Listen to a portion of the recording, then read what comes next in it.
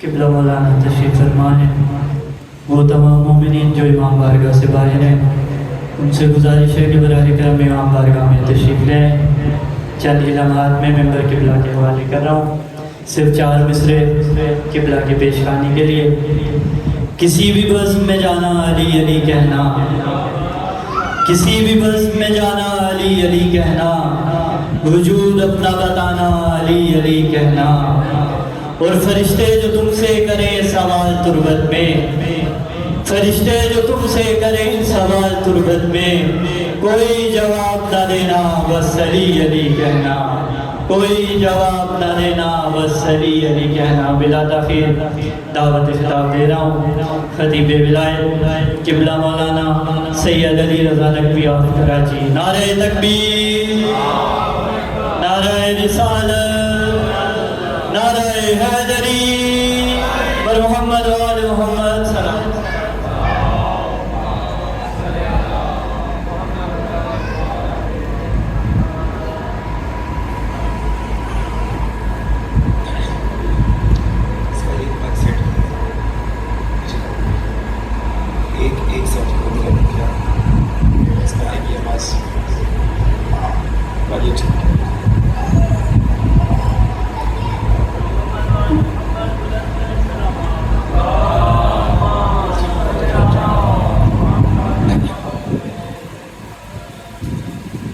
أعوذ بالله السميع العليم من الشيطان اللعين الرجيم. بسم الله الرحمن الرحيم. الحمد لله الذي لا يبلغ نعماء الآد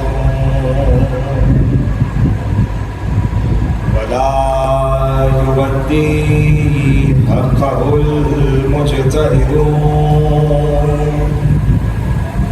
الذي ليس لصفته حد معدود ولا نعت موجود ولا أجل ممدود ولا وقت معدود. فترى الخلائق بقدرته ونشر الرياح بعظمته سيد الكونين رسول الثقلين جد الحسنين مصطفى الأمجد محمود أحمد سيدنا ونبينا ومولانا أبي القاسم محمد.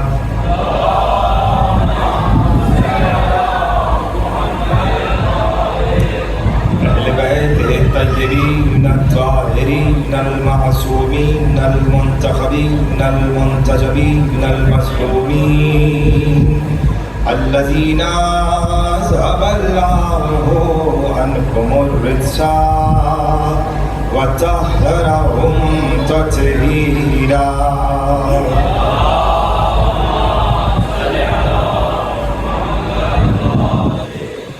أما بعد فقد قال الله سبحانه وتعالى في محكم كتابه المجيد وفرقانه الحميد وقوله الحق.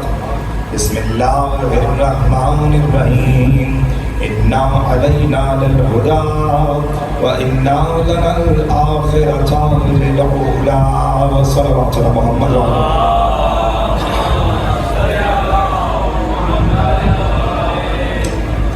عشرہ 40 کی دوسری تقریر آپ حضرات سماعت فرما رہے ہیں امام بارگاہ قرآن و فطرت میں. موضوع ہدایت. موضوع کچھ بھی ہو، مجلس کا یا عشرے کا راستہ ہوتا ہے. بہرحال منزل ذکر اہل بیت ہوتا ہے کہ کسی بھی موضوع کا انتخاب کیا جائے تو وہ ایک راستہ ہے ہمیں ہماری اصلی منزل تک پہنچانے کا۔ بہت ساری باتیں، بہت سارے نام ہمارے لیے لیے گئے اور اس میں بہت کچھ ہمیں کہا گیا، لیکن ہمارا فخر یہ ہے کہ ہم نے کبھی بھی دنیا کے دیے ہوئے نام پہ برا نہیں مانا، اسی لیے کہ ہمیں چاہے کوئی نام دیا گیا یا الزام دیا گیا، نام بھی محبت سے علی میں دیا گیا، الزام بھی محبت سے علی میں۔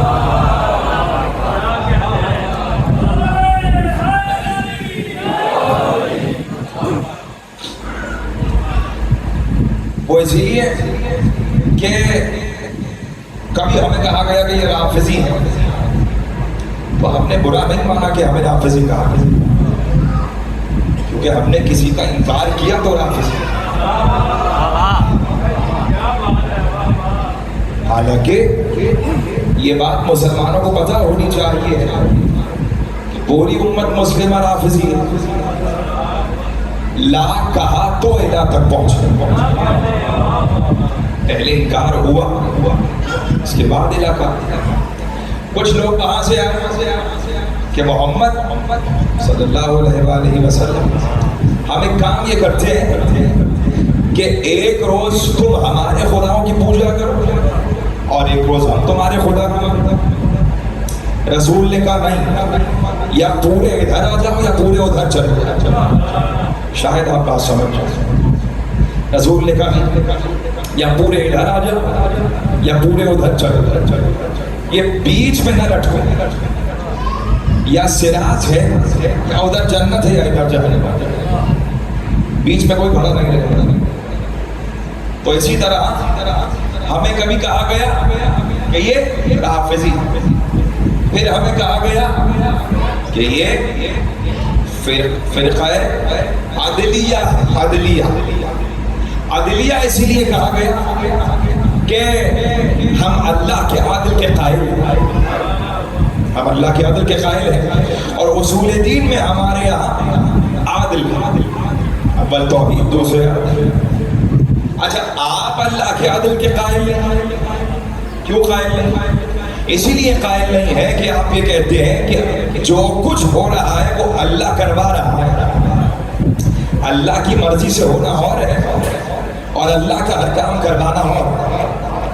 مثلا کہا کہ ابلیس نے اگر آدم کو سجدہ نہیں کیا تو اللہ ہی نے کروایا، اگر ابلیس کو جنت سے نکالا، ابلیس کو آسمانوں سے نکالا، محفل سے نکالا تو اللہ نے چاہا تو نکالا، اگر ابراہیم کو نمرود کی آگ میں ڈالا تو اللہ ہی نے ڈلوایا، یوسف کو کنویں میں ڈلوایا تو اللہ ہی نے ڈلوایا، مصطفیٰ کو پتھر پڑھوایا تو اللہ ہی نے پڑھوایا۔ یہ سب باتیں مجھ سے بہتر آپ جانتے ہیں کہ سب باتیں ہوتی ہیں کہ اللہ ہی چاہ رہا ہے، تو اللہ ہی چاہ رہا ہے تو ابلیس کو نکال رہا ہے، اللہ ہی چاہ رہا ہے تو ابلیس آدم کو سجدہ نہیں کر رہا، اللہ ہی چاہ رہا ہے تو ابلیس تکبر کر رہا ہے، اللہ ہی چاہ رہا ہے تو آدم کو نمرود کی آدم کو جنت سے نکال رہا ہے، اللہ ہی چاہ رہا ہے تو آدم درخت کے نزدیک جا رہے ہیں، تو اللہ ہی چاہ رہا ہے تو ابراہیم نمرود کی آگ میں جا رہے ہیں، اللہ ہی چاہ رہا ہے تو فرعون موسیٰ کے پیچھے پڑا ہوا ہے، اللہ ہی چاہ رہا ہے تو عیسیٰ کو دار پہ لٹکانے کی تیاری ہو رہی ہے، اللہ ہی چاہ رہا ہے تو ابو لہب ابو جہل مصطفیٰ کو جادوگر کہہ رہے ہیں، تو اب ہمیں کچھ نہ کہنا، اللہ ہی چاہ رہا ہے تو ہم کسی پہ لعنت بھیجے چلے جا رہے ہیں۔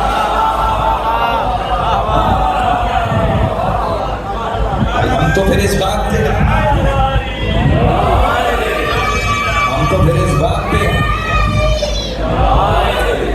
تو آپ نے کہا کہ یہ فرقہ عدلیہ یہ اللہ کے عدل، تو عدل کے قائل ہے، تو اللہ کا عدل کیا ہے؟ کہ اللہ کا عدل یہ ہے کہ وہ ظلم کرنے والے کو بھی اس کی انتہا تک لے جاتا ہے اور صبر کرنے والے کو بھی اس کی انتہا تک لے جاتا ہے۔ تو آپ نے کہا کہ ہاں بھائی وہ بخش سکتا ہے، کس کو؟ کہا کہ اللہ اتنا غفور و رحیم ہے کہ وہ یزید کو بخش سکتا ہے، تو جب پروردگار اتنا غفور و رحیم ہے کہ یزید کو معاف کر سکتا ہے تو ہمیں بھی معاف کر سکتا ہے کہ ہم اس پہ لعنت بھیج رہے ہیں۔ اللہ غفور و رحیم ہے کہ وہ اس کا عادل ہے، ٹھیک ہے۔ اللہ ظالم نہیں ہے، اللہ عادل ہے، اللہ عادل ہے۔ اگر ताबेदार आलम आदिल ना होता तो यजीद को बेशक माफ करता, लेकिन वो आदिल है तो जुल्म उसने किया है, उसका बदला उसको मिलेगा। फिर आपने कहा कि ये है फिरका इमामिया, कि ये इमामों को मानते हैं, इमामों को मानते हैं। मेरे ख्याल से, और देखिए ये तो हमारा फख्र हो गया कि हमें इमामिया कहा गया, मेरे ख्याल से हमें इसलिए इमामिया कहा गया, यूं तो आपने बहुत से इमाम बना लिए और आपके यहाँ तो उस वक्त तक इमाम कोई नहीं बनता जब तक हमारे इमाम की महफिल में ना बैठे। तो बात यह है कि जहां 250-300 इमाम हो कि बच्चे को नाम ही ना पता हो कि 200 पे कौन है और 179 पे कौन है, और हमारे यहाँ तो छोटे से बच्चे को उठा लो तो पहले से 12 तक सब सुना देता है। तो इसीलिए इमामी कहा गया, और हमने फख्र इसलिए किया कि जैसे इमाम हमें मिले वैसे इमाम किसी और को नहीं मिले। अब फर्क ये है, दुनिया ने कहा कि वो भी इमाम है, वो भी इमाम है, फर्क क्या है? तो भाई बहुत बड़ा फर्क है। तुम उनको इमाम मानते हो जिनको तुमने इमाम बनाया है, हम उनको इमाम मानते हैं जिसको उसने इमाम बनाकर भेजा, उसने बनाकर भेजा और हमारी हिदायत के लिए भेजा। अब कहा कि हमने तुम्हारी हिदायत के लिए, साथ है ना सब, कहा गया ये फिरका इमामिया। अब मैंने कहा तकरीर के शुरू में क्या कि मौजू कुछ भी हो, मंजिल आखिर अहले बैत तक ले, मंजिल है अहले बैत। तो आपने कभी ये सुना कि मजलिस में केमिस्ट्री के मसाइल बताए जा रहे हैं, मजलिस में मैथमेटिक्स पढ़ाई जा रही है, मजलिस में इंग्लिश ग्रामर पढ़ाई जा रही हो, मजलिस में प्रेजेंट टास्क फ्यूचर टेंस पढ़ाया जा रहा हो, मजलिस में फिजिक्स के उसूल पढ़ाए जा रहे हो? क्यों? इसलिए कि कब्र में केमिस्ट्री के सवाल नहीं पूछे जाएंगे, कब्र में फिजिक्स के सवाल नहीं पूछे जाएंगे, रियाजी के सवाल नहीं पूछे जाएंगे। मिंबर पे वो बताया जाता है जो कब्र में पूछा जाएगा, जिसका कब्र में सवाल। और वो क्या है? वो ये है कि आप जानते हैं, जब कहा कि मंजिल है पहली, बिल्कुल कल मैंने इस बात पे खत्म किया था कि जहां से अल्लाह ने शुरू किया, वमा खलक़तुल जिन्ना वल इंसा इल्ला लियअबुदून, कि हमने नहीं खल्क़ किया जिन्नों और इंसानों को मगर इसलिए कि वो हमारी इबादत करें। मैं आगे बढ़ जाऊं, सब साथ साथ है, मगर इसलिए कि वो हमारी इबादत करें। तो आप जैसे ही किसी ने कहा हज़रत इमाम जाफ़र सादिक़ अलैहिस्सलातु वस्सलाम से मोहम्मद व आले मोहम्मद, मौला फरमाइए कि इस आयत में माना क्या कि वमा खलक़तुल जिन्ना वल इंसा इल्ला लियअबुदून। इमाम ने कहा कि जैसे ही तुम्हारे ज़हन में आए इल्ला लियअबुदून, तुम्हारे ज़हन में आना चाहिए इल्ला लियअरिफून, कि अल्लाह को सजदा करना है तो उसको पहचान के सजदा करना। अब इमाम कह रहे हैं कि कुरान ये कह रहा कि इल्ला लियअरिफून, अल्लाह को सजदा करना है तो उसको पहचान के करना है, और इधर मुस्तफा कह रहे हैं कि उसको किसी ने पहचाना नहीं सिवाय मेरे और सिवाय इसके, और मुझे किसी ने पहचाना नहीं सिवाय इसके सिवाय उसके, और इसी किसी ने पहचाना नहीं सिवाय मेरे और सिवाय उसके। और यही तो हुआ था जब किसी ने कहा कि सलमान बचाओ, वो तीनों कौन आ रहे हैं? क्या दाएं वाला फुला मैंने फला है, बाएं वाला फुला मैंने फला है, और बीच में जो है मैं उसको जानता ही नहीं हूँ। तो किसी ने कहा रसूल अल्लाह, ये सलमान कितना झूठा है। क्या सलमान बचाओ, तुमने क्या वाकया किया है, क्यों तुम्हें दुनिया झूठ बोल रही, झूठा कह रही है? क्या रसूल खुदा, मैंने कुछ नहीं कहा, मैंने तो बस इसने पूछा वो तीनों कौन आ रहे हैं, तो मैंने कहा दाएं वाला फला मैंने फला है, बाएं वाला फला मैंने फला है, और दरमियान में जो था उसके बारे में आपने कहा इसे कोई जानता ही नहीं है सिवाय अल्लाह के और सिवाय मेरे। तो जब कोई जानता ही नहीं है तो मैं कैसे ना उसका नाम लिखा? तो आप कहा कि इल्ला लियअरिफून की मंजिल क्या है? तो जब कह दिया कि मारिफत खुदा के बगैर, यही कहा मेरे चौथे इमाम ने, जब किसी ने कहा कि मौला हम दुआ करते हैं हमारी दुआ कबूल नहीं होती, तो इमाम ने परख कर कहा उससे दुआ करते हो जिसको पहचानते ही नहीं। क्या बैठे, उससे दुआ करते हो जिसको पहचानते ही नहीं। जाहिल की 2 रकात नमाज भी कबूल नहीं है। ये वो वाला जाहिल नहीं है जो स्कूल नहीं करता, ये वो वाला जाहिल है जिसको मारिफत खुदा है ही नहीं। सुबह उठ के नाश्ता तो करना है, मालूम ही नहीं कहां से आ रहा है। रात को सोच हो रहा है, सुबह उठ तो रहा है, लेकिन सुबह उठ के अपने आप को देख ही नहीं रहा कि जिस हालत में रात को सोया था दोबारा सुबह का सूरज देख रहा है ना। तो अब ये कहा कि अल्लाह की मारिफत हासिल करना, और इधर मुस्तफा ये कह रहे हैं کہ معرفت ممکن نہیں. چلیے اب میں خود آپ کی نماز سے دعا نکالتا ہوں. آپ نے نماز پڑھی اور دعا کی بسم اللہ الرحمن الرحیم پروردگار عالم مجھے اپنی معرفت عطا کر. پروردگار مجھے اپنی معرفت عطا کر. پھر آپ نے کہا اگر تو نے اپنی معرفت نہ دی تو مجھے تیرے نبی کی معرفت نہیں ملے گی, اور اگر تیرے نبی کی معرفت نہ ہوئی تو مجھے زمانے کے امام کی معرفت حاصل نہیں ہوگی. وَمَن لَمْ يَعْرِفْ إِمَامِ زَمَانِهِ مَاتَ مَيْتَةً جَاهِلِيَّةً, اور اگر امام زمانہ کی معرفت حاصل نہ کی میں نے مجھے نہ ملی تو پھر میں جہالت کی نہیں جاہلیت کی موت مرا, ابو لہب ابو جہل والی موت مرا. کہ اگر مجھے امام زمانہ کی معرفت نہ ہوئی, ایک طرف قرآن یہ کہہ رہا ہے کہ معرفت حاصل کرو, ایک طرف آپ دعا کر رہے ہیں کہ معرفت چاہیے, اور ایک طرف مصطفیٰ کہہ رہے ہیں کہ معرفت مل ہی نہیں سکتی, پہچان ہی نہیں سکتے. تو پروردگار مسئلہ کیا ہے؟ کہ معاملہ بس اتنا سا ہے کہ اگر سوئی کو سمندر میں پھینکا جائے اس کے سوراخ میں اتنا ہی پانی آئے گا جتنا اس میں جگہ ہوگی. کہ اپنا ظرف حق لے کر معرفت کے دریا میں چھلانگ لگا دو, اب جتنا جس کا ظرف ہوگا وہ اتنا توحید سے بھی قریب ہو جائے گا, رسالت سے بھی قریب ہو جائے گا, ولایت سے بھی قریب ہو جائے گا. اب سمجھ میں آیا کہ بہلول جب کوزہ بھر رہے تھے پانی سے تو کسی نے کہا بہلول کیا بات کر رہے ہو کہ اتنا دریا اتنے سے کوزے میں نہیں آ سکتا. کہ یہی تو تجھے سمجھا رہا ہوں دیوانہ میں نہیں دیوانہ تو ہے. جب اتنی سی کائنات کا اتنا سا دریا اتنے سے کوزے میں نہیں آ سکتا, اتنا بڑا مولا کائنات تمہاری دماغوں میں کہاں سے آ سکتا؟ یعنی منزل معرفت کہاں تک لے گا؟ میں بہت شکر گزار. یعنی منزل معرفت کہاں تک لے جاتی ہے؟ اب کہا کہ اللہ کے معرفت حاصل کرو. اچھا چلیے آپ سے پہلے اور مجھ سے پہلے کون اللہ کی عبادت کرتا ہے؟ ملائکہ جو اللہ کو سجدہ کر, جو تسبیح پروردگار کر. قرآن نے کہا صبح ہو شام ہو یہ رکوع میں ہی رہتے ہیں, یہ سجدہ ہی کرتے رہتے ہیں.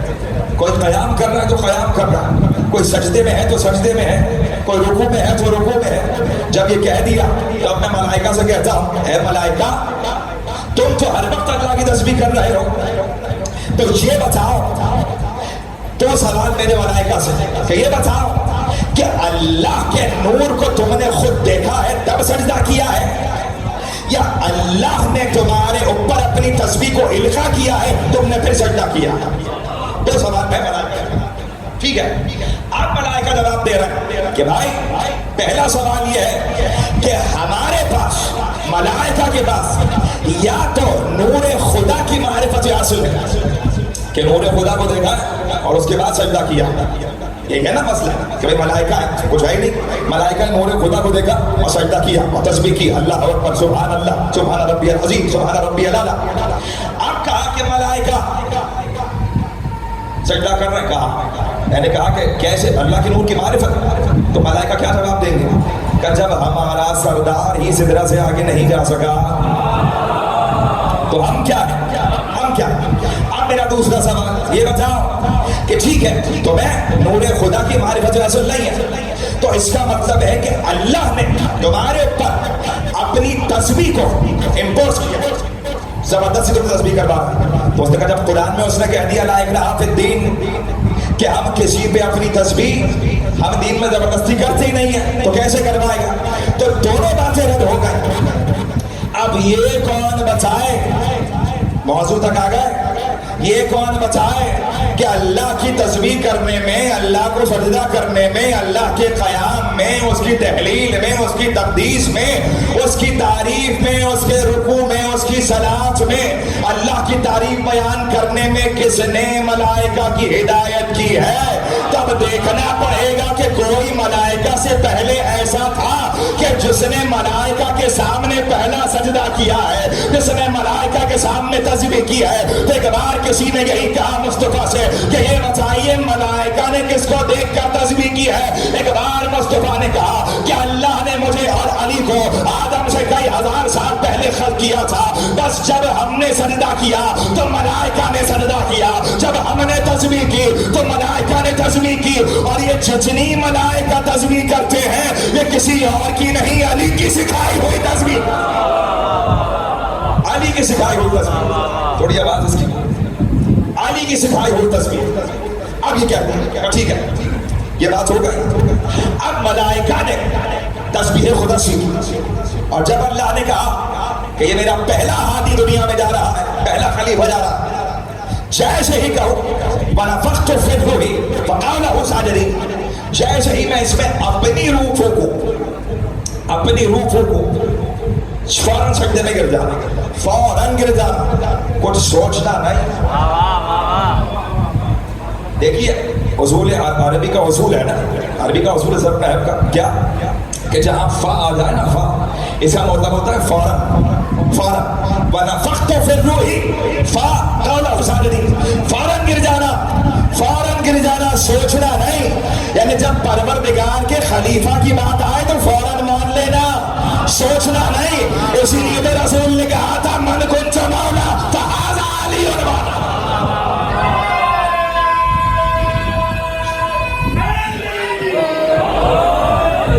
جب کہا کہ فوراً گر جا, ملائکہ نے کہا اچھا ہم تو کب سے سجدہ کر رہے ہیں, نحن نسبح ونقدس لک, ہم تو کب سے تسبیح پڑھ رہے ہیں اور خلافت اسے دے رہا ہے. تو آپ سے کس نے یہ کہہ دیا کہ آپ کی نمازیں خلافت کی دلیل ہے؟ آپ سے کس نے یہ کہہ دیا؟ اللہ نے کہا ٹھیک. اب آدم کو اللہ نے روح پھونکی, اب روح جا رہی ہے حضرت آدم, جیسے ہی کمر تک, یہاں سے روح چلی کمر تک روح پھونکی گئی تو آدم اٹھ کے بیٹھ گئے. پروردگار نے کہا آدم بہت جلدی ہے, یہ جلد بازی تمہاری اولاد میں آئے گی, انسان میں وہ جلد بازی. اور جب پتلا بن رہا تھا آدم کا تو فطرہ میں آپ کے حوالے کریں تو ہر زمین کے بہت حصوں سے مٹی آئی, یہاں سے مٹی آئی, یہاں سے مٹی آئی. اس پہ یہ ہوا کہ جب فرشتے مٹی لینے جاتے تھے تو زمین چیختی تھی کہ مٹی نہ اٹھا, مٹی نہ اٹھا. جب ہر فرشتہ واپس آ گیا, جبرائیل, میکائیل, اسرافیل سب واپس آ گئے تو اللہ نے پتا کیسے بھیجا, ملک الموت کو بھیجا کہ زمین جتنی چیختی رہے تم اٹھا کے لے ہی آؤ. اللہ نے کہا یہی ہے جو روح قبض کرے, کوئی کتنا ہی چیختا رہے, باپ ہے, ماں ہے, اولاد ہے, کوئی ہے, تم لے کر آ جاؤ. اب مٹی آ گئی, آدم کا پتلا تیار ہو رہا ہے. اور کیسے تیار ہو رہا ہے؟ اللہ کے دونوں ہاتھوں سے. قرآن ہے, قرآن اللہ کے دونوں ہاتھوں سے. جب ابلیس نے کہا نا کہ میں سجدہ نہیں کروں گا تو پروردگار اس کو فوراً نکال دیتے. پوچھا کیوں نہیں کرے گا؟ کہا اسی لیے کہ میں اس سے افضل. کہا کیوں افضل ہے؟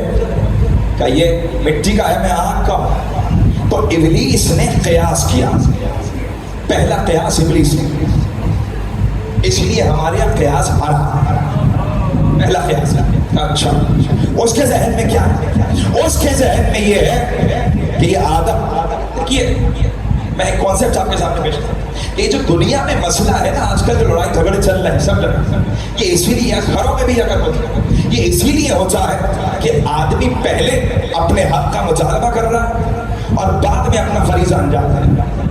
جبکہ پروردگار آیت میں کیا کہہ رہا ہے سنا میں کہا کہ ان علینا للہدی وان للآخرۃ للأولی, کہ پہلے ہم اپنا فریضہ انجام دے کے تمہاری ہدایت کریں گے اور پھر آخرت میں ہم تم سے سوال کرنے کے قائل ہیں. یعنی کوئی حجت نہ کرے کہ تو نے ہدایت تو کی اور تو ہم سے سوال کر, کہا نہیں ایسا نہیں ہوگا, پہلے ہم تمہاری ہدایت کریں. تو ابلیس نے فوراً کہا کہ یہ مجھ سے بہتر دوڑے گیا, یہ مٹی کا. اس کے ذہن میں یہ تھا کہ مٹی کو جب اڑایا جائے تو وہ پست ہو جاتی ہے, زمین پہ گرتی ہے, اور جب آگ روشن ہوتی ہے تو اس کے شعلے آسمان تک بلند ہوتے ہیں. یعنی ابلیس یہ قیاس کرنا. پروردگار عالم کہنا یہ چاہ رہا ہے کہ جو امانت مجھے آدم کے حوالے کرنی ہے وہ میں آگ کے حوالے کر نہیں سکتا. کاش آپ سمجھ جائیں, میں بزرگوں سے بات نہیں کر رہا ہوں, نوجوان دوست کا شبد بزرگ تو جانتے, وہ میں آگ کے حوالے کر نہیں سکتا. وہ امانت کیا ہے؟ کہا کہ بات یہ ہے, اب مثلا آپ کوئی بیج لے لیجئے, بیج سیڈز لے لیجئے کسی چیز کے, تخم لے لیجئے اور اس کو مٹی میں ڈالیے, آگ میں ڈالیے. جو آگ میں جائے گا وہ جل کے ختم ہو جائے گا. جو مٹی میں جائے گا بوٹا, پودا, درخت, پھل, سبزی جو بھی ہوگا وہ سب آ جائے گا. परवरदिगार ये कह रहा है, ये खिलाफत हमारी अमानत है, इसी के जरिए हमें आदम के जरिए आगे रिसालत भी पहुंचानी है, इमामत भी पहुंचानी है, विलायत भी पहुंचानी है। तो हमारी खिलाफत और विलायत वहां जाएगी जहां अमानतदारी हो, वहां नहीं जाएगी जहां पे आग ही आग हो। अब समझ में आया, इसीलिए तुराब से चला के अबू तुराब तक पहुंचा दिया कि वहां से चलेगी तुराब पहुंचा। ये हमारी आदम का पुतला बनना। जब बाजू बनने थे ना, बाजू, तो अल्लाह ने कहा अब मिट्टी लाओ, कहां से? जहां पे बैतुल्लाह को बनना, बैतुल्लाह की जमीन से मिट्टी लेकर आओ। किसके लिए? आदम के बाजुओं के लिए। आपको मालूम है ऐसा क्यों? परवरदिगार बताना चाह रहा था कि अगर नबी को बाजू मिलेंगे तो काबे ही से मिलेंगे। नबी को बाजू काबे ही से। अब यह हुआ कि मलाइका ने कहा खिलाफत हमें चाहिए, हमें चाहिए। अल्लाह ने कहा जो मैं जानता हूं तुम नहीं जानते, जो मैं जानता हूं तुम नहीं जानते। सारे मलाइका एक साथ खड़े हो और आदम एक तरफ, सजदा हो गया, सजदा लेकिन इसका मामला हो चुका। अब कुरान ने पुकार के कहा वअल्लम आदम अस्माअ कुल्लहा सुम्मा अरज़हुम अलल मलाइकति फ़क़ाल अंबिऊनी बिअस्माइहिम हाउलाइ इन कुंतुम सादिक़ीन। अल्लाह ने आदम को कुछ अस्मा का इल्म दिया, आदम को अस्मा का इल्म दिया, ठीक है। जब इल्म अस्मा आदम को दे चुका, अब परवरदिगार आलम ने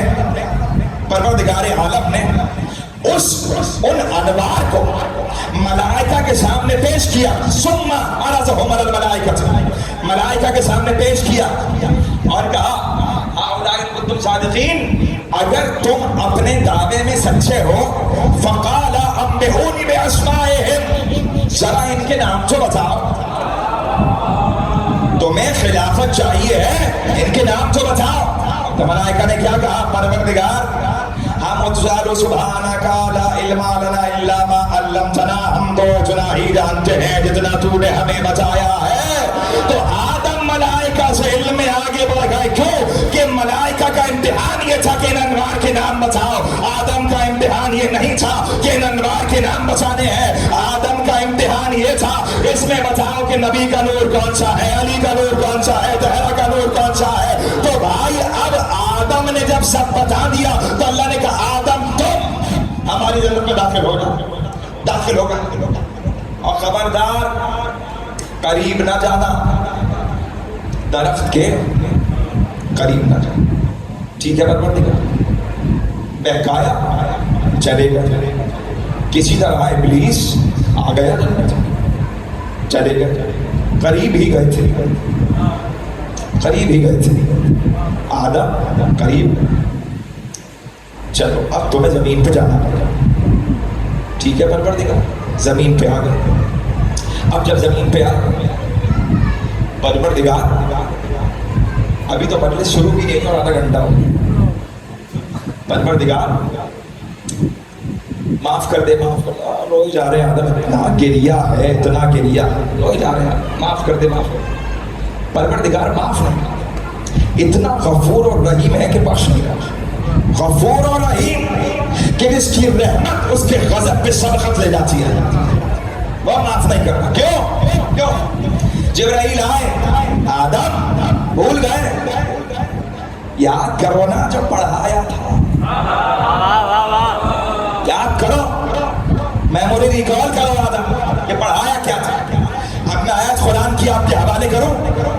आदम वहां से चले हैं तो आदम को वहां पर अस्मा दिखाए हैं और ये दुनिया में आके आदम उन अस्मा का नाम नहीं ले रहे, जिब्राइल याद दिला रहे हैं। यानी आदम की हिदायत करने भी कोई मलक आ रहा है कि तुम याद करो, तो मैं याद कराया था। तो परवरदिगार तू तो बड़ा गफूर रहीम है, तो माफ कर देना आदम को। अब ये मेरी तस्बीह है, कल भी यहीं से मिसाल दी और आज भी यहीं से, इसीलिए कि सबसे करीब यही है मेरी, ये मेरी तस्बीह मेरी है, ठीक है? तुम्हारा नाम क्या? अली मुर्तजा। मैंने अली मुर्तजा को तस्बीह दे दी, तोहफे में दे दी, इन्होंने रख ली। अब किसी ने तस्बीह तोड़ दी, جب تسبیح توڑ دی تو وہ مجھ سے معافی مانگ رہے ہیں، معاف کر دیجئے، معاف کر دیجئے، معاف کر دیجئے، تسبیح توڑ گئی۔ میں نے کہا بھائی تسبیح میری تھی، میں نے تحفے میں دے دی، تو جس کی چیز ہے اس کے ذریعے معافی تو مانگو۔ ارے پروردگار کہہ رہا ہے آدم جنت تو کب کی علی کے حوالے کر چکا، اب علی کا نام لے کے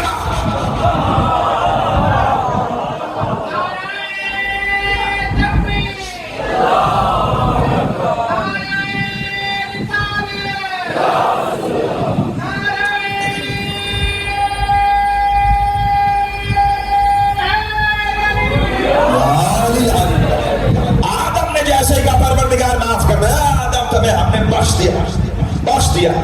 اب پروردگار نے آدم کو بتایا کہ تمہاری ہدایت کے لیے ایک ملک آ رہا ہے، یعنی اس ملک نے یاد دلایا کہ آدم تم وہاں کیا وعدہ کر کے آئے تھے۔ اب آیت قرآن کے آپ کے حوالے کرتا ہو، فطرت اللہ التی فطر الناس علیہا، اللہ نے انسان کو اپنی فطرت پہ خلق کیا ہے۔ جو بھی بچہ پیدا ہوتا ہے، حدیث رسول یہ ہے کہ کل مولود یولد علی فطرت الاسلام، ہر بچہ اسلام کی فطرت پہ پیدا ہو رہا ہے۔ تو ایک بار کسی سوال کرنے والے نے معصوم سے کہہ دیا مولا بتائیے اگر ہر بچہ اسلام کی فطرت پہ آ رہا ہے تو کیسے آ رہا ہے؟ اللہ کی فطرت ہے کیا؟ کہ اللہ کی فطرت ہے لا الہ الا اللہ محمد رسول اللہ علی ولی اللہ۔ ایک بار کہا جب وہاں سے وعدہ کر کے آ رہا ہے تو یہاں پر آ کر بھول کیوں جاتا ہے؟ یہاں پر آ کر کوئی یہودی ہو جاتا ہے، کوئی عیسائی ہو جاتا ہے، کوئی مجوسی ہو جاتا ہے، کوئی ہندو ہو جاتا ہے، کوئی زرتشت ہو جاتا ہے۔ امام نے کہا یہاں پر آ کر اپنا وہاں کیا ہوا وعدہ بھول جاتے ہیں، اسی لیے پروردگار نے 1,24,000 نبیوں کو بھیجا ہے جو وہاں سے آتے ہیں اور انسان کو اپنے لہجہ توحید میں انسان کو یاد دلاتے ہیں کہ یاد کرو تم نے وہاں کیا وعدہ کیا تھا، یاد کرو تم نے کیا وعدہ کیا تھا۔ اب جیسے جیسے جس کو یاد آتا جاتا ہے وہ کلمہ توحید دوبارہ پڑھتا جاتا ہے۔ اسی لیے جب کوئی ہندو سے مسلم ہوتا ہے اسے کنورٹ نہیں کہا جاتا، اسے ریورٹ کہا جاتا ہے کہ یہ واپس فطرت اسلام پہ آ گیا ہے۔ یہودی سے مسلمان ہو کے ریورٹ ہو گئے، عیسائی سے مسلمان ہو کے ریورٹ ہو گئے۔ تو ایک بار کہا کہ نبی یاد دلاتا ہے تم نے وہاں یاد کیا تھا، تم نے وہاں وعدہ کیا تھا۔ نبی ہر بات یاد دلاتا ہے اس لیے کہ اللہ کی توحید کا اقرار بھی کیا ہے، نبی کی نبوت کا اقرار بھی کیا ہے، ولایت علی کا اقرار بھی کیا ہے۔ اب سمجھ میں آئی کہ غدیر میں رسول اعلان نہیں کر رہے تھے، تمہیں وعدہ یاد دلا رہے تھے، تمہیں وعدہ یاد دلا رہے تھے۔ یاد کرو تم نے وہاں پر کیا وعدہ کیا، کیا وعدہ کیا کہ تم اس کی توحید پر، تو اس کے بھیجے ہوئے رسول۔ چلیے اب میں آپ سے سب کی ہدایت ہو رہی ہے، سب کی ہدایت ہو رہی ہے۔ پہلا آدھی وہاں سے پہلا آدھی تو پہلے انسان تو آ جائے، پہلے اسکول پہ بچے تو آ جائیں، پھر ٹیچرز کی ہائرنگ کریں۔ پہلے جب اسکول بنتا ہے نیا تو پہلے ٹیچر کی ہائرنگ ہوتی، بعد میں ایڈمیشن اوپن کا بورڈ لگا۔ کیوں؟ اس لیے کہ پہلے اساتذہ مل کر کورس کی آؤٹ لائن بنائیں گے، پہلے بتایا جائے گا کہ پڑھانا کیا اور کیسے پڑھانا، اس کے بعد آئے گا۔ بہت ساری ضروریات ہیں، انسان موضوع خوش تو نہیں ہو رہا ہے نا، آہستہ آہستہ ایسے آگے چلے گا۔ بات یہ ہے کہ جو آپ کہلوانا چاہ رہے ہیں وہ میں ذرا دیر سے کہتا ہوں، مجھے معلوم ہے آپ کہاں لے جانا چاہ رہے ہیں، جاؤں گا وہاں بھی لیکن تھوڑا دیر سے۔ دیکھیے انسان کی ضروریات کی چیزیں، میں آپ کو ایک بات بتاؤں کہ سنیے گا، آپ سڑک پہ جا رہے ہیں، ٹھیک ہے، اور سڑک پہ جاتے ہوئے کسی رکشے چلانے والے نے مثلا سگنل توڑ دیا تو اس کو روکا سارجنٹ نے، سگنل توڑا، وہ کہے گا میں جاہل آدمی ان پڑھ، مجھے کیا معلوم سگنل ہے کیا، مجھے کیا پتا ہری کیا لال کیا، 3 بتیاں ہیں، جب آتی ہے تیسری ہوتی بھاگنا ہوتا ہے، بتیاں ہیں کیا۔ اور اگر کوئی وکیل ہوگا اور سگنل توڑے تو سارجنٹ روکے گا، وکیل صاحب چالان ہوگا، تو وکیل اگر کہے میں وکیل ہوں تو کہتا آپ پہ تو زیادہ چالان ہونا چاہیے، آپ کو تو پتا تھا۔ تو جو ممبر پہ بیٹھ گیا نا بھائی، اس کو تو پتا ہے 2-3 باتیں, تو ہمیں جا کے تو وہاں زیادہ بات کرتا, وہاں زیادہ جواب, اسی لیے تھوڑا سا جو ہے یہ بھی کرنا پڑتا. سنیے, انسان کی ضرورت ہے. بچہ دنیا میں آیا, آپ نے 2 یا 4 سال کے بچے کو کہا کہ وہ سمجھ لیتا کہ جب تم دنیا میں آئے اور 2 ہفتے کے ہو گئے تو تمہارے ماں باپ تمہارے لیے لباس لے کر آئے, تمہارے ماں باپ نے تمہارے لیے بستر کا انتظام کیا. بچہ خوش ہو گیا, ناراض ہوگا؟ ناراض ہوگا. کیوں؟ اچھا 2 ہفتے تک مجھے لباس ہی نہیں پہنایا. ارے 2 ہفتے بعد نہیں, میں جب آیا ہوں تو پہلے سے ضرورت کی چیز ہونی چاہیے.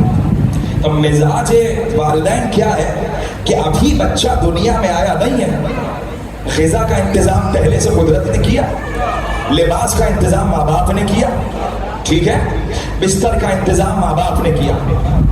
یعنی انسان کی جتنی ضروریات ہیں, جتنی احتیاج وہ انسان سے پہلے دنیا میں آئے گی, انسان کے ساتھ رہے گی, انسان چلا جائے گا اور احتیاج رہ جائے گی. ٹھیک ہے, اب اللہ نے کہا کہ تمہاری جتنی احتیاج ہے, چاہے زمین ہو, لباس ہو, غذا ہو, بستر ہو, کچھ ہو, وہ سب بڑی ضرورت نہیں ہے. تمہاری سب سے بڑی ضرورت ہدایت ہے. پتا تو ہو کون سا لباس پہننا ہے, کون سا نہیں پہننا ہے, کون سی روٹی کھانی ہے, کون سی نہیں کھانی ہے, کس زمین پہ رہنا ہے, کس پہ نہیں رہنا ہے. کیا اسی لیے تم سے پہلے ہادی آئے گا, انسان بعد میں آئے گا, ہادی پہلے آئے گا.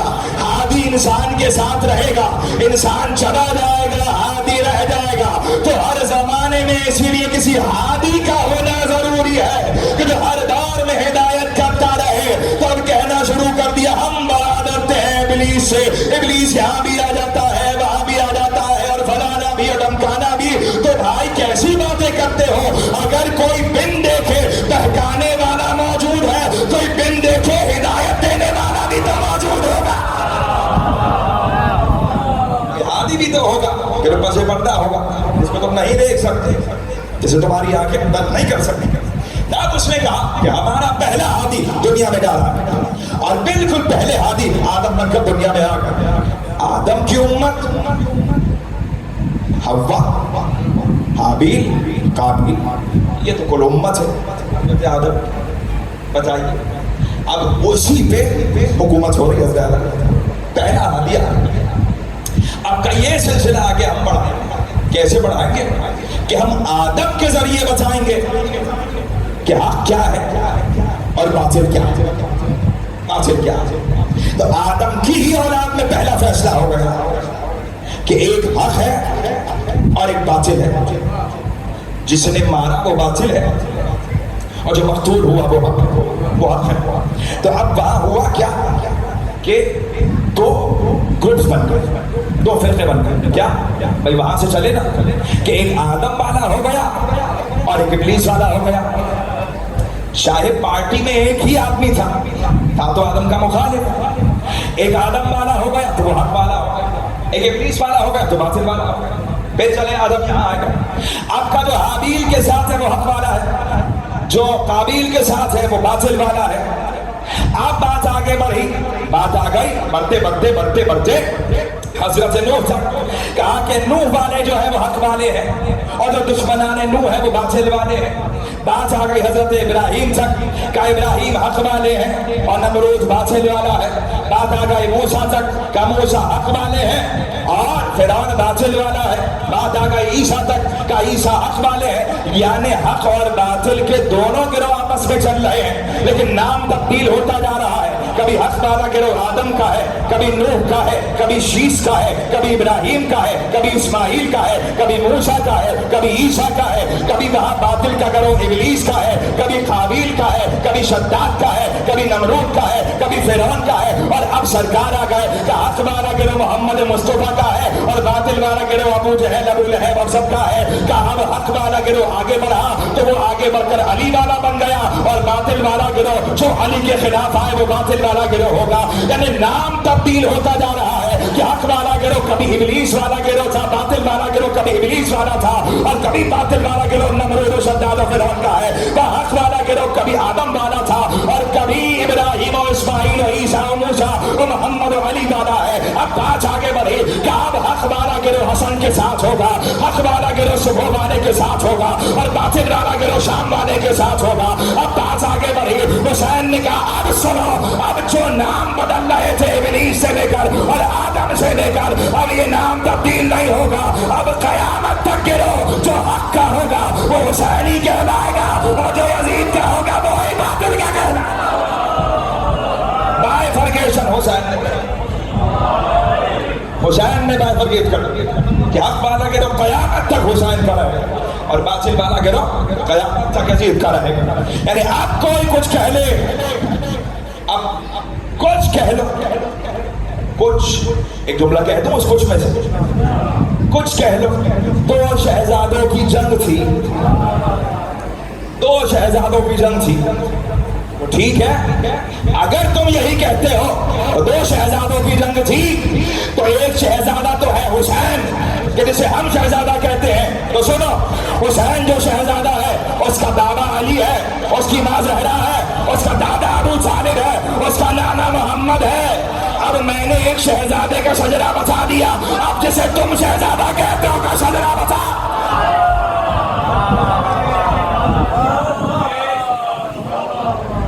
ये है दो शहजादे।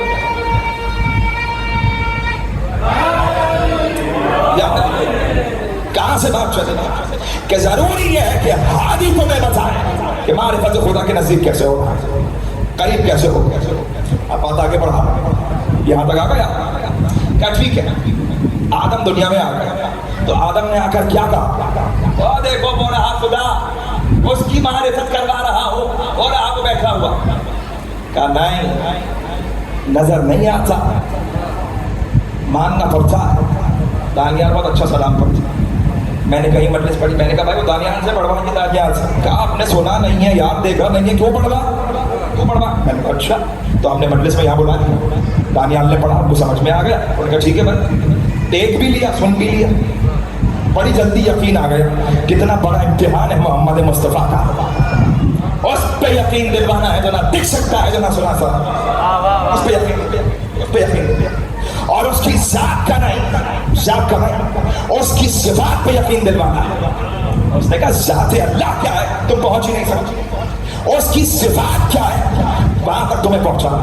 अब उसकी सिफात क्या है? अब ये हिदायत हो रही है, उसकी सिफात पे हिदायत। जितने नबी आए सब ने यही कहा उसकी सिफत ये है, उसकी सिफत ये है, उसकी सिफत ये है, उसकी सिफत ये है। क्या ठीक है।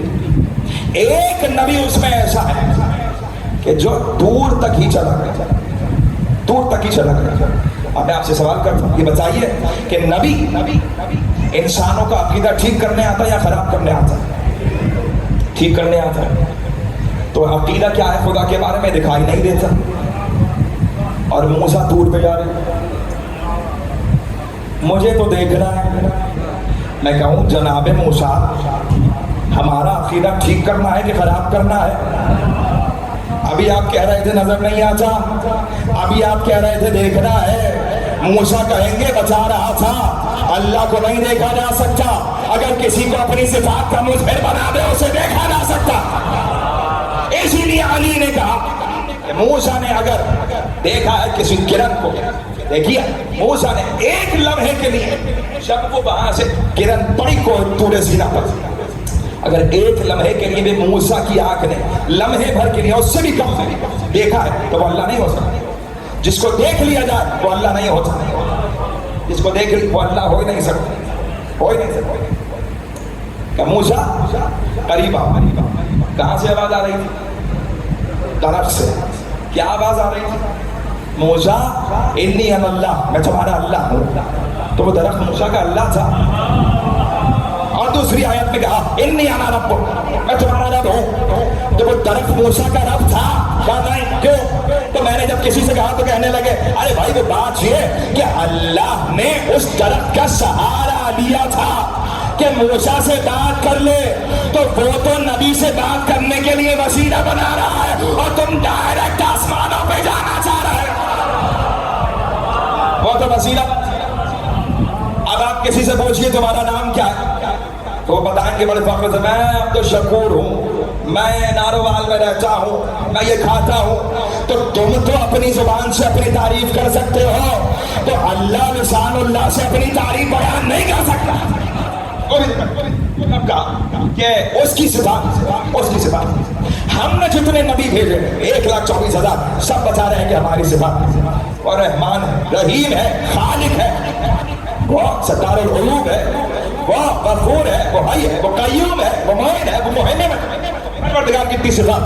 تب میں آپ کے سامنے اس کی ایک صفت بیان کر رہا ہوں کہ وہ خالق ہے۔ جیسے ہی میں نے کہا خالق ہے تو آپ سب کے ذہن میں کوئی خاکہ بن گیا کہ وہ خالق ہے؟ آپ کے ذہن میں کوئی اور صفت آ رہی ہے؟ صرف خلاقیت آ رہی ہے؟ ایسا خالق ہے کہ اس نے کہا کہ میں احسن الخالقین ہوں، خلق کرنے والوں میں سب سے بہتر خلق کرنے والا، احسن الخالقین، احسن الخالقین، ایسا خلق کرتا کہ میں بلند والا پہاڑ بنا، کون کہہ کے بنا دیتا، کاف نون، پھر اس نے کہا کہ میں رازق ہوں، میں رزق دیتا ہوں، اور ایسا رازق ہے کہ اس کے دیے ہوئے رزق پہ پوری دنیا، ساری کائنات مطمئن ہے سوائے انسان۔ یہی مولا علی نے کہا کہ رزق کے معاملے میں ایسے ہو جاؤ ایسے پرندہ ہو جائے، رات کو دانا کھا کے ٹہنی پر بیٹھتا تو صبح ہی اٹھتا فکر نہیں کرتا، لیکن صبح اللہ اس کو اس وقت رزق دیتا ہے کہ جب وہ پر یہاں وہاں مارتا۔ یہ بھی علی نے بتا دیا کہ ٹہنی پہ صرف بیٹھنے سے کام نہیں ہوگا، پر یہاں وہاں مارنا پڑے گا تو وہ دے گا۔ وہ رازق، ایسا رازق کہ سب کو اطمینان ہے، وہ رزق دیتا۔ جب میں نے کہا وہ خالق ہے تو آپ نے کہا خالق ہے، جب میں نے کہا وہ رازق ہے سب نے کہا رازق، آپ نے کہا کہ وہ مصور ہے، اور اس نے کہا هو الذی یصورکم فی الارحام کیف یشاء، کہ وہ ہے کہ جب تمہاری ماں کے ارحام میں تمہاری تصویریں بناتا ہے جیسے چاہتا ہے، کیف یشاء، جیسے چاہتا ہے تصویریں بناتا ہے۔ تو وہ ایسا مصور ہے، دعا دے دیجئے گا، ایسا مصور ہے کہ تصویریں بنانے پر آئے تو اربوں خربوں انسان الگ الگ چہروں کے بنا دے، اور ایسا مصور ہے کہ تصویریں بنانے پہ آئے تو 14 ایک جیسے اتار دیتا ہے۔ یہ ہے اس کی مصوریت، وہ ایسا مصور۔ اس نے کہا کہ میں خالق بھی ہوں، رازق بھی ہوں، مصور بھی ہوں۔ اب اس نے کہا کہ میں رحیم ہوں، میں رحم کرتا ہوں، ایسا رحم کرتا ہوں۔ تم نے گناہ کر لیا ہے تو مناجات التائبین مفاتیح الجنان میں پڑھیے، اس میں شروع میں مناجات ہیں، پڑھیے مناجات جا کر، اس میں جو گناہ گاروں کی مناجات ہے اس میں میرا مولا سید سجاد فرماتے ہیں کہ اگر گناہ ہو گیا ہے تو بس دل میں شرمندگی لے آؤ اور کہہ دو پروردگار میں شرمندہ ہوں اور معاف کر دیتا ہوں۔ اتنا غفور رحیم ہے، اتنی جلدی راضی ہو جانے والا، اتنا رحیم ہے، اس لیے کہ اس کی رحمت اس کے غضب پہ سبقت لے جاتی، اتنا رحیم ہے، زیادہ نہیں۔ 40 لوگ کھڑے ہو کر یہ کہتے ہیں اللہم انا لا نعلم منہ الا خیرا، پروردگار ہم گواہی دیتے ہیں کہ یہ خیر پہ تھا۔ چپ ہو گئے، خیر کیا ہے بتانا پڑے گا۔ 5 وقت تو بلا رہے ہو، حیالا آ ولایت علی کی طرف، آ ولایت علی کی طرف۔ 40 لوگ کہتے ہیں کہ یہ ولایت علی پر تھا تو اللہ بخش دیتا ہے، اتنی جلدی راضی ہو جاتا۔ مصلی پر بیٹھو، ایک آنسو یہاں سے گرا اور وہ راضی ہو گیا، وہ راضی ہو گیا، اتنی جلدی راضی ہو جانے۔ ایک روایت ہے 4 منٹ کی اگر آپ کی اجازت ہو، ایک سنیے۔ ایک بہت مشہور گنہگار تھا، مختاروں میں سنیے، ایک بہت مشہور گنہگار تھا، اتنا مشہور تھا کہ جب وہ مرا تو لوگوں نے جنازہ پڑھانے سے انکار کر دیا، اتنا مشہور گنہگار تھا۔ لیکن دیکھیے وہ رحیم کتنا بڑا ہے۔ اب اولاد تو اولاد ہے، جب محلہ کمیٹی کے مولوی صاحب نے بھی منع کر دیا بھیا ہمیں تنخواہ تو بہنا کمیٹی نہیں دینی ہے تو ہم بھی نہیں پڑھا سکتے، تو بچے شہر سے باہر لے گئے، قصبے سے باہر لے گئے، دیکھا وہاں پر ایک چھوٹی سی کٹیا ہے، جھوپڑی سی ہے، اور اس کے بعد ایک بزرگ بیٹھے اور وہ کچھ اپنی نماز پڑھ، کہا بھائی یہ ہمارے والد کا جنازہ ہے۔ لوگوں نے کسی وجہ سے، اب بچے تو نہیں کہیں گے نا کہ گناہ گار ہے، بچوں نے کہا کہ بھائی کسی وجہ سے جنازہ پڑھانے سے انکار کر دیا، آپ جنازہ پڑھا دیا۔ کہ بھائی مجھے جنازہ پڑھنا نہیں آتا، میں کیسے پڑھا؟ کہا جو بھی آتا ہے پڑھیے، ہمیں دفنانا ہے۔ وہ کھڑے ہوئے، جو بھی انہوں نے پڑھا، قبر بنا دی گئی، قبر بنا دی۔ جب صبح ہوئی تو وہ جو محلے والے مسجد والے مولوی صاحب وہ پہنچے دروازے پر اور دستک دی. بیٹے نے دروازہ کھولا. کہا جی مولوی صاحب یہ بتا تمہارے باپ کو تم نے دفنا دیا؟ کہا جی شہر سے باہر. کہا یہ بتاؤ جنازہ کس نے پڑھایا؟ اب وہ بیٹا کہتا اما تم سے کیا مطلب، تم نے تو پڑھایا نہیں. لیکن وہ شریف آدمی تھا. اس نے کہا کہ بھائی وہ شہر سے باہر ہم جب گئے تو قصبے کے باہر ایک جھوپڑی تھی، اس کے باہر بزرگ تھے اور انہوں نے جنازہ پڑھا دیا. کہا اچھا مجھے ان کے پاس لے کر چلو. ان کے پاس لے کر چلو. پاس لے آئے. جب پاس لائے تو بزرگ سے کہا کہ بھائی یہ بتائیے آپ نے جنازے میں پڑھا کہا کیوں کیا ہوا؟ کہ جو میں جانتا تھا وہ اور تھا اور جو رات میں نے خواب میں دیکھا ہے وہ کتنا رحیم ہے، اس کی رحمت کیسی وہ اور ہے. تب جب یہ کہا کہ بتائیے تو پڑھا کیا؟ کہ بھائی بات یہ ہے کہ مجھے تو جنازہ پڑھانا آتا نہیں تھا. جب اس کی قبر جو مجھے آتا تھا الحمدللہ قل هو اللہ میں نے پڑھا اور بچوں نے دفنا دیا. جب بچے اس کے چلے گئے تو میں اس کی قبر پہ بیٹھ گیا اور میں نے کہا قبر پہ ہاتھ رکھے کہ پروردگار لگ تو یہ رہا ہے کہ اس کے حالات اچھے نہیں، لگ تو یہ رہا ہے، لیکن پروردگار وہ میرا ایک اونٹ کھڑا ہے. اگر اس وقت میرے گھر کوئی مہمان آ جائے تو میں یہ نہیں دیکھوں گا میرے پاس کل کے لیے کیا ہے، میں یہ اونٹ کاٹ دوں گا. جب میں بندہ ہو کے یہ کر سکتا ہوں تو خدا ہے. یہ ہے اس کی رحمت.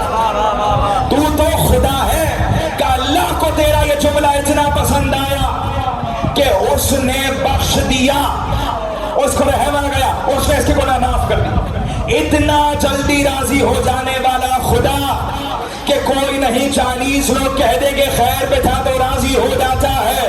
اتنی جلدی راضی ہو جانے والا خدا کہ صرف آنسو گر جائے تو راضی ہو جاتا ہے. اتنی جلدی راضی ہو جانے والا خدا کہ صرف شرمندہ ہو جاؤ تو راضی ہو جاتا ہے. اتنی جلدی راضی ہو جانے والا خدا کوئی قبر پہ بیٹھ کے مغفرت کی دعا کر دے تو راضی ہو جاتا ہے. اتنی جلدی راضی ہو جانے والا خدا کہ ہم جب دعا کرے راضی ہو جاتا ہے. آخر کیا بات ہے کسی کے لیے 1400 برس سے کہا جا رہا ہے اے اللہ راضی ہو جا، اے اللہ راضی ہو جا، اے خدا راضی ہو جا. وہاں راضی کیوں نہیں ہو رہا؟ ارے کہا اسی لیے کہ وہاں مصطفیٰ سند لگا کر گئے ہیں. اللہ اس سے راضی ہوتا ہے جس سے فاطمہ زہرا راضی ہو جاتی ہے.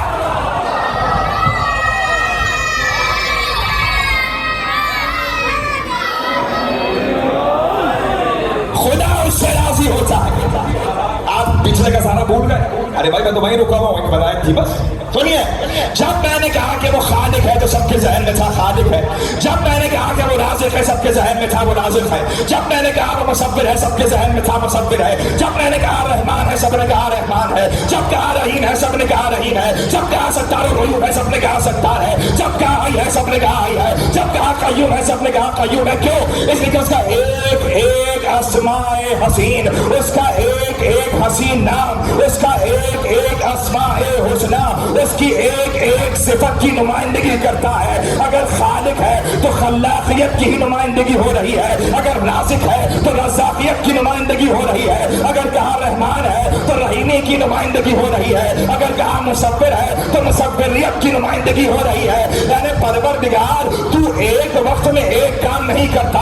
تو جس وقت خالق ہے رازق بھی ہے، تو جس وقت رازق ہے مصور بھی ہے، تو جس وقت مصور بھی ہے رحم بھی ہے، تو اس وقت رحیم ہے رحمان بھی ہے، اس وقت رحمان ہے حی بھی ہے، اس وقت حی ہے قیوم بھی ہے، اس وقت قیوم ہے تو مومن بھی ہے، اس وقت مومن ہے مہمن بھی ہے. پروردگار تیری جتنی صفات ہے وہ ہر وقت تجھ میں رہتی ہے. تو پروردگار کوئی ایسی صفت بھی ہوتی کہ جیسے ہی ہم اس کو پکارتے ہمارے ذہن میں تیری ساری صفات آ جاتی. کہا اسی لیے تو کہا تھا انما ولیکم اللہ، ارے میں تمہارا ولی ہوں. یعنی صفت ولایت وہ ہے کہ جب پروردگار کی ہر صفت آ جاتی ہے تو ہمیں کیسے پتا تو کیسا ولی ہے؟ کیا اسی لیے بھیجا ہے جیسا ولی میں ہوں ویسا ولی رسول ہے، اور جیسا ولی نبی ہے ویسا ولی علی.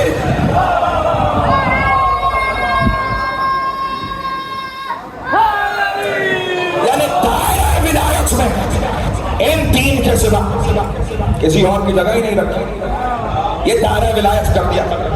یہ ہم نے انما کا حصار بنا دیا. انما کا حصار کیا ہے؟ انما یرید اللہ، کوئی نہیں ہے پروردگار نے بس یہ دعویٰ کر لیا بس میں تمہارا ولی. اب تمہیں اگر میری خلاقیت سمجھنی ہے تو آ جاؤ محمد علی کے پاس. اب میری رزاقیت سمجھنی ہے آ جاؤ محمد علی کے پاس. اب میری مصوری سمجھنی ہے آ جاؤ محمد علی کے پاس. اس لیے کہ ہم نے ولایت پہ تقرر کروا کے ہم نے یہ اسٹیٹس محمد علی کو دے کر بچایا ہے کہ ہم کیسے ولی اور یہ ہمارے اولیاء کیسے. تو بھائی ہر کوئی ولی نہیں ہوا کرتا. بہت آپ نے بھر دیا، ملتان کو بھر دیا ولی، کراچی میں بھی اب تو ہو گیا، گلی گلی کونے کونے دیکھنا یہ پرچہ ہے کہ کون اپنا تاج علی کے قدموں میں رکھ چکا ہے. وہی ولی کہ جس نے اپنا تاج علی کے قدموں میں رکھا. اس لیے کہ اس دروازے پر تو بھائی مسئلہ مشہور ہے نا، ختم ہو رہی ہے بات، مسئلہ مشہور ہے نا کہ قدر کھو دیتا ہے ہر روز کا آنا جانا. کہ آپ میرے گھر روز آئیں گے یا میں آپ کے گھر روز آؤں گا، یوں تو آپ مجھے بہت کہیں گے اللہ مذہب اللہ مذہب، اور حسنین کے گھر میں 6 دفعہ آ جاؤں مہینے میں، کہیں گے بھائی یہ تو اللہ مذہب دوبارے جان بن گئے. ایسا ہے کہ نہیں ہے نا کہ بھائی قدر کھو دیتا ہے ہر روز کا آنا جانا. لیکن یہ دروازہ وہ دروازہ ہے کہ قدر کھو نہیں دیتا، قدر بڑھا دیتا ہے ہر روز کا آنا جانا. آتے رہو دروازہ علی و زہرا پہ اور کرتے رہو سجد مودت کے، محبت کے، معرفت کے. یہ پھر بتایا جائے گا کہ ہدایت کا راستہ کیا، بس ختم ہو گئی بات. بتایا جائے گا کہ ہم تمہیں کہاں سے لے کر آتے. جس مصطفیٰ نے یہ بتایا کوئی مسلمان اس قابل نہیں ہے کہ بتائے 1,24,000 نبیوں میں کن انبیاء کے نام ہیں. 10-12 ابھی مشکل سے سب کو یاد ہوتے ہیں، 10-12 جن کے ذکر قرآن میں آ گئی یا وہ یا اس کے علاوہ کوئی اور تاریخ میں مل جائے تو مل جائے. کیوں 1,24,000 نبی تم نے مانے؟ کیا سرکار نے کہہ دیا تو مان لیے؟ تو بھائی جس مصطفیٰ نے 1,24,000 نبی اس زبان سے بتائے ہیں، اگر وہ 1,25,000 نبی بتا سکتا ہے تو 1,25,000 کے سامنے کسی کو مولا بھی تو بنا سکتا ہے. اس میں بھی تو یقین ہے.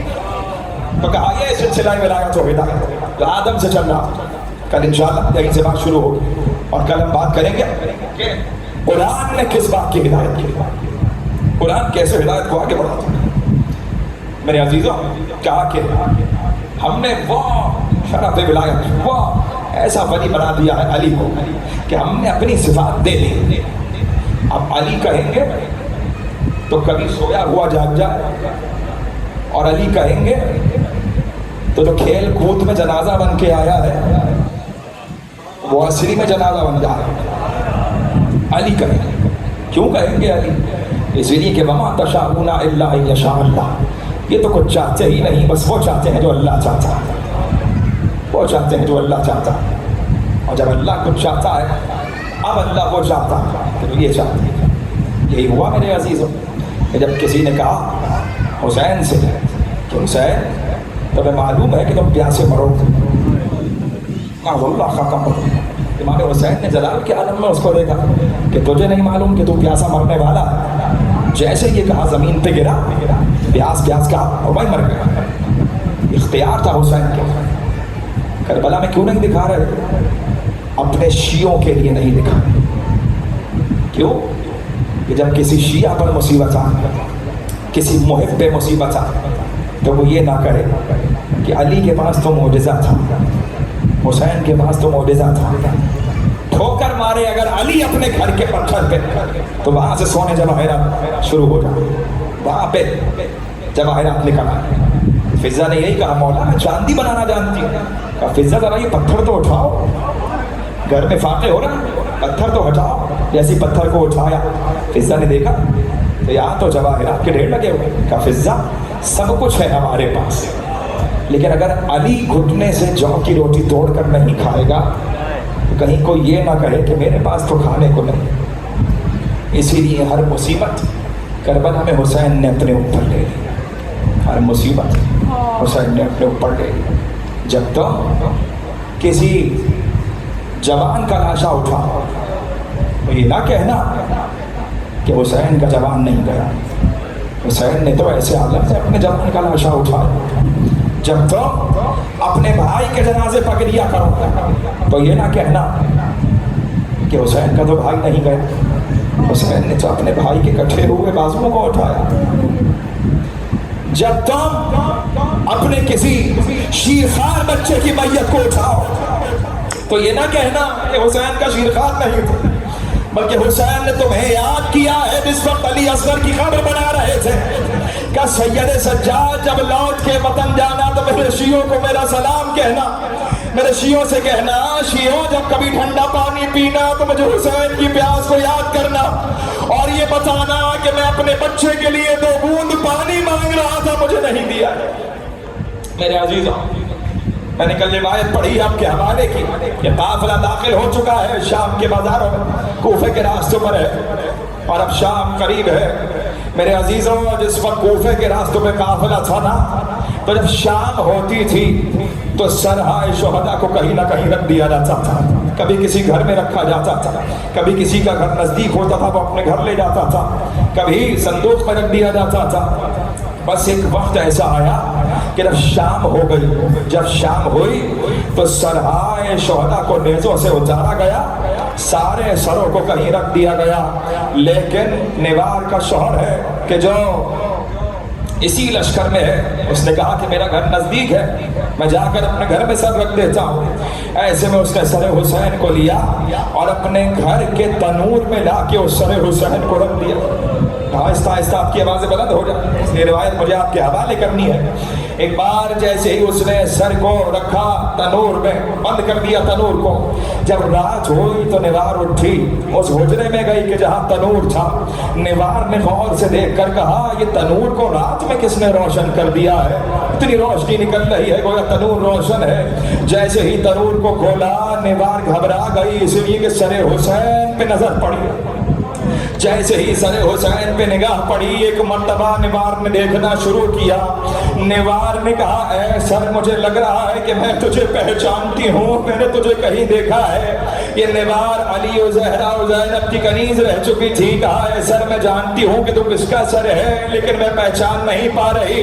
ابھی نوار سر سے یہ باتیں کر رہی تھی کہ اس حجرے میں کچھ بیویاں عرش الہی سے داخل ہوئی۔ ایک بار جب سواریاں اتری، اس سواری سے ایک بی بی اتری کہ جس نے اپنا پہلو تھاما ہوا تھا۔ کہا بی بی تم کون ہو؟ کہا نوار جس کا سر تو دیکھ رہی ہے میں اس کی ماں زہرا۔ کہا زہرا نے حسین کے سر پر ماتم کیا ہے۔ میرے عزیزوں، جب کوفے سے یہ سر چلا ہے نا اور شام کے بازاروں میں داخل ہوا ہے، ایک بار ایک ملعون بچہ تھا نا، میں نے پڑھا نا، ملعون بچہ تھا کہ جس نے حسین کے سر پہ وار کیا ہے اور حسین کے سر سے خون نکلنے لگا تھا۔ میرے عزیزوں، میری شہزادی زینب نے بالوں کو تھام لیا تھا۔ ایک بار قریب تھا کہ شام کے گھر منہدم ہو جاتے، امام حسین کے لب ہلے، زینب نانا کی امت ہے، بددعا نہ کرنا، بددعا نہ کرنا۔ راستے میں ہے میرے عزیزوں، راستے میں ہے، صحرا پار ہو رہا ہے۔ ایسے میں ایک بار جب کبھی صحرا آتا تھا تو بیویاں بیٹھ جاتی تھیں، زمین پہ بیٹھ جاتی تھیں، اور اس میں بیٹھ جاتی تھیں اور حسین کا ماتم کیا کرتی تھیں۔ کہیں کوئی قریب گھر والا ہوتا تھا تو وہ کانوں سے سنتا تھا کہ یہ کسی کے رونے کی آواز ہے، تو اپنے گھر سے نکل کے آ جاتا تھا، پوچھتا تھا تو معلوم ہوتا تھا کہ یہ کس کے سر ہیں اور بیویاں کون ہیں۔ اپنے گھر کی چھت پر گیا، دور تک کچھ دیکھنے لگا۔ ایک بار ایسے میں بیٹے نے کہا کہ بابا کیا دیکھ رہے ہیں؟ کہا کہ میرا ایک مہمان بڑی دور سے آنے والا ہے، میں روز اس کو دیکھتا ہوں، روزانہ یہ راہب دور چھت سے کچھ دیکھتا ہے لیکن واپس آ کے سو جاتا ہے۔ ایک رات ایسا ہی ہوا کہ راہب نے انجیل کی تلاوت کی، انجیل کو بند کر کے ایک پتھر مقدس پہ رکھا، اس مقدس پتھر پہ رکھ کے چھت پہ گھر کی گیا، دیر کے چھت پہ جا کے دور تک دیکھا، کچھ نظر نہ آیا۔ ایک بار راہب کے بیٹوں نے کہا بابا وہ مہمان آئے گا؟ کہا ہاں وہ بڑا سچا مہمان ہے، وہ ضرور آئے گا، وہ ضرور آئے گا، مجھے اس پہ یقین ہے۔ ایسے میں راہب سو گیا۔ جب کچھ دیر گزری ایک مرتبہ راہب گھبرا کے اٹھا، بیٹوں نے کہا بابا گھبرا کیوں گئے؟ راہب نے کہا جیسے ہی میری آنکھ لگی میں نے دیکھا خواب میں عیسیٰ بال کھلے ہوئے آئے۔ عیسیٰ نے کہا راہب تو سو رہا ہے، تیرا مہمان تیرے دروازے پہ آ گیا ہے۔ ایک بار راہب گھر کے دروازے کو کھول کے باہر چلا، کیا دیکھا کہ دیر کی دیوار سے کچھ سر لگے ہوئے کھڑے ہیں، ایک سر کو دیکھنا شروع کیا۔ کبھی اس نے ان محمد کے سر کو دیکھا، آگے بڑھ گیا، علی اصغر کے سر کو دیکھا، آگے بڑھ گیا، علی اکبر کے سر کو دیکھا، آگے بڑھ گیا۔ ایک بار جیسے ہی حسین کے سر کو دیکھا، راہب تھم سا گیا اور حسین کے سر کو دیکھ رہا ہے اور دیکھے جا رہا ہے، اور ایک بار شمر آگے بڑھا، کہا اے راہب کیا دیکھ رہا ہے؟ کہا اے لشکر کے سپہ سالار، ایک رات کے لیے یہ سر مجھے دے دے، تو جتنا کہے گا میں تجھے دے دیتا ہوں۔ کہا نہیں سر نہیں مل سکتا، یہ سر بڑا قیمتی سر ہے، یہ سر ہم تمہیں نہیں دے سکتے۔ کہا ایک رات کے لیے یہ سر دے دو۔ ایک بار راہب نے کچھ درہم و دینار دیے، وہ سر راہب کو مل گیا، نیزے سے وہ سر اتارا گیا۔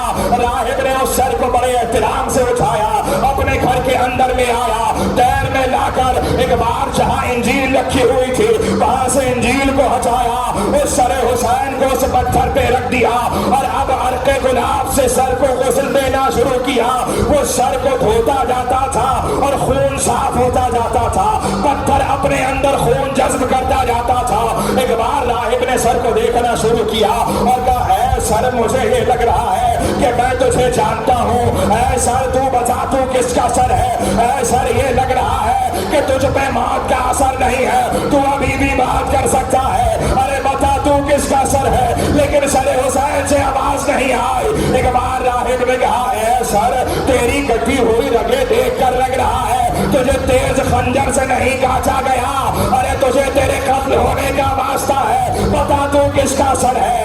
ایک بار سر سے آواز نہیں آئی۔ کہا اے سر یہ تیرے خشک ہونٹ دیکھ کے لگ رہا ہے، ارے تجھے پیاسا مارا گیا ہے، تجھے تیری پیاس کا واسطہ ہے، بتا تو کس کا سر ہے؟ لیکن سر سے آواز نہیں آئی۔ ایک بار راہب نے کہا اے سر میں نے باہر کچھ سر دیکھے ہیں، ان میں ایک سر تیرے کسی جوان کا سر لگ رہا ہے، تجھے اس جوان بیٹے کا واسطہ ہے، ارے بتا تو کس کا سر ہے؟ ایک بار لب حسین ہلے، اے راہب پہچانا نہیں؟ ارے میں نے نامہ کی گود میں بیٹے دیے تھے، ارے میں حسین ابن علی ہوں۔ ابھی راہب گریہ کر رہا تھا، زور زور سے رو رہا تھا کہ راہب کو آواز آئی اے راہب اپنی آنکھوں کو بند کر لے، ارے حبہ میری زیارت کو آ رہی ہے۔ راہب نے آنکھیں بند کر لی۔